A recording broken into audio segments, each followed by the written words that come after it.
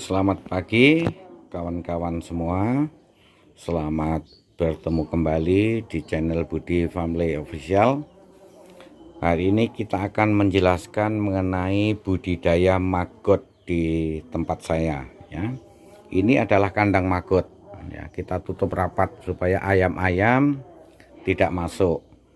Nah, ini adalah maggot.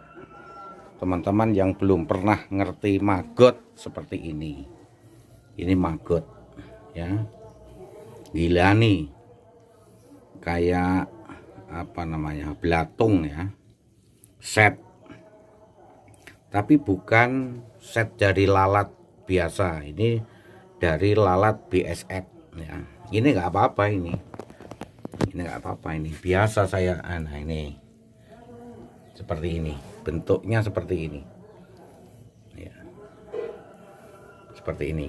Makanannya adalah sisa-sisa dari ini, contoh ya, contoh makanannya roti, apapun makanan kita yang sudah tersisa kita bisa berikan di sini. Nah, ini ya,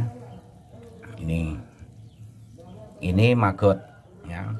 Kemudian buah juga senang dia makan buah. Ini pisang ya, pisang.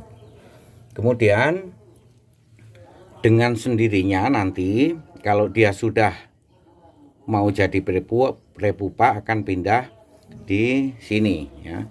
Dia akan naik ke sini. Dia akan naik ke sini dan turun. Nah, kalau sudah turun di sini kita ambil. Nah, warnanya juga sudah berubah. Kalau ini warnanya coklat. Coklat keputih-putihan. Ini sudah mendekati menjadi prepupa. Kalau sudah jadi prepupa, dia akan berubah warna menjadi hitam. Setelah menjadi hitam, dia akan kaku. Kaku menjadi pupa. Nah, pupa itu kalau bahasa Jawanya entung. Ya, kepompong. Nah, kalau sudah menjadi kepompong, dia akan berubah menjadi lalat BSF. Kita akan lanjut ya, kita kumpulkan prepupa yang sudah menyendiri di lubang. Oke, kita ambil ya, kita ambil maggot yang sudah menjadi prepupa, kita kumpulkan dan kita ambil, kita masukkan di sini. Nah, ini untuk menjadi pupa dan akhirnya nanti akan menjadi lalat BSF. Nah, ini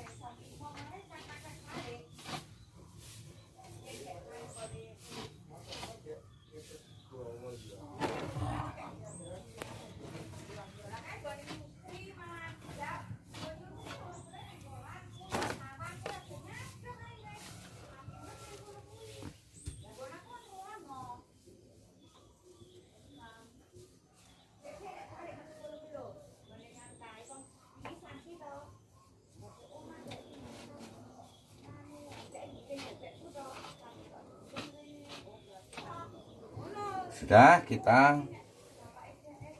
pindah ke kandang untuk supaya dia menjadi lalat BSF. Kita pindah ke kandang untuk ke bilik asmara. Ini adalah kandang untuk petelurnya lalat BSF. Jadi kalau sudah kita ambil, kita masukkan di dalam ini, ruangan ini. Ini kita masuk ya. Ini adalah lalat BSF ya. Teman-teman kalau lihat di sini ya. Tuh, terbang-terbang banyak kan?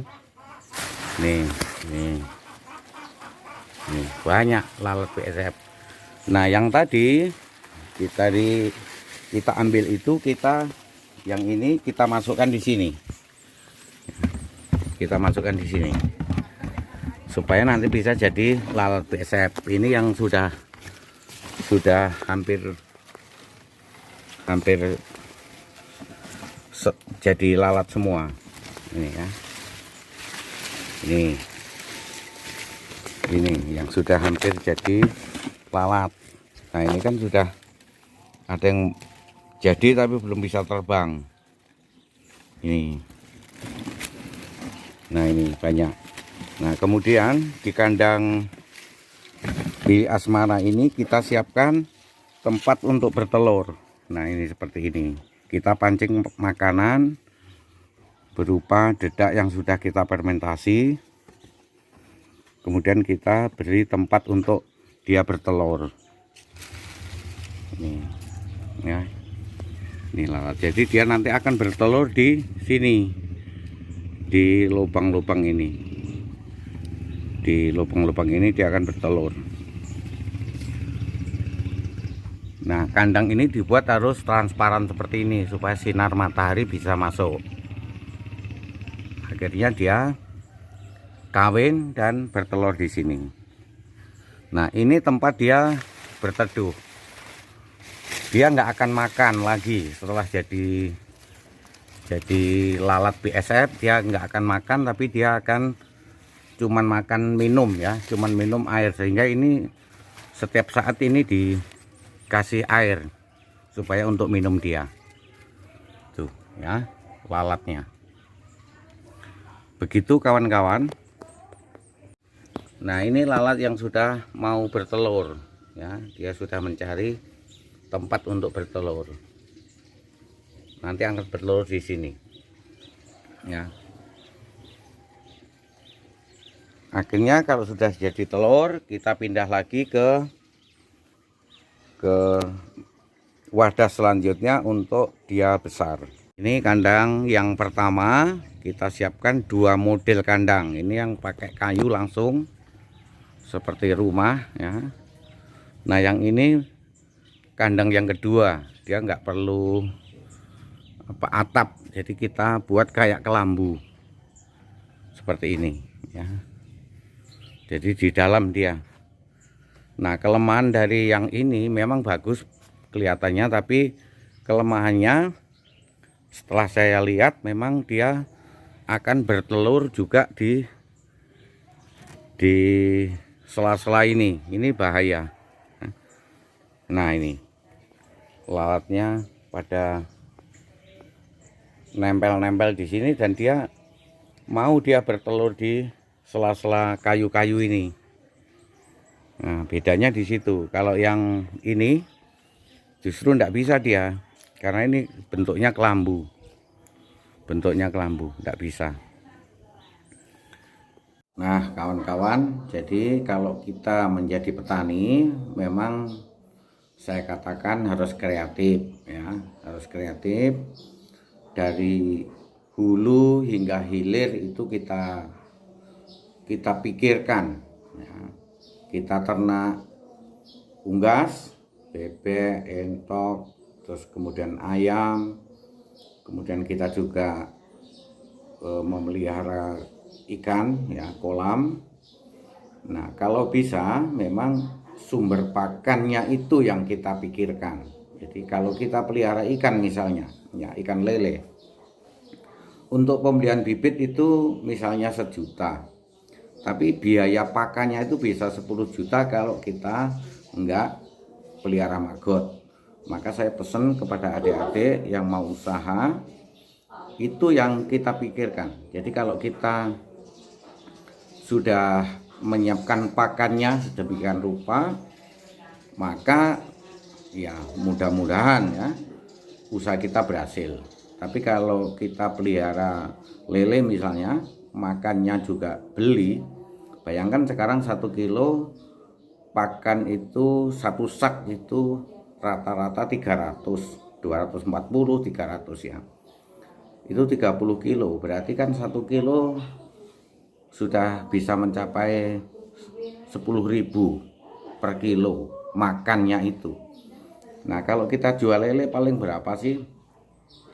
Kalau kita jual lele ke pedagang paling kita cuma dibeli 16.000. Jadi selisihnya nggak banyak antara makanan ikan dengan produksi ikan yang kita akan jual.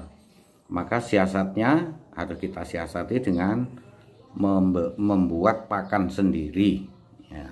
Itu dari hasil pengalaman saya selama ini untuk budidaya ikan ya.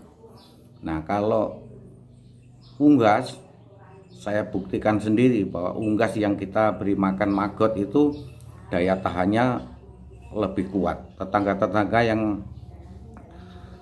yang sama-sama pelihara ayam, kalau musim-musim tertentu kena penyakit habis, tapi tempat kita masih bisa bertahan.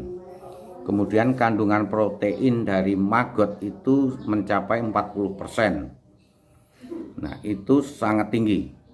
Jadi untuk pelihara unggas dan pelihara ikan itu luar biasa hasilnya.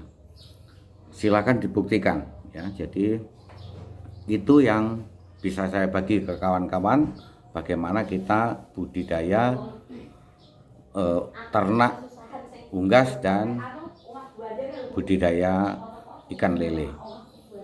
Mudah-mudahan ini bermanfaat bagi teman-teman. Selamat siang dan ikuti terus channel YouTube saya, Budi Family Official.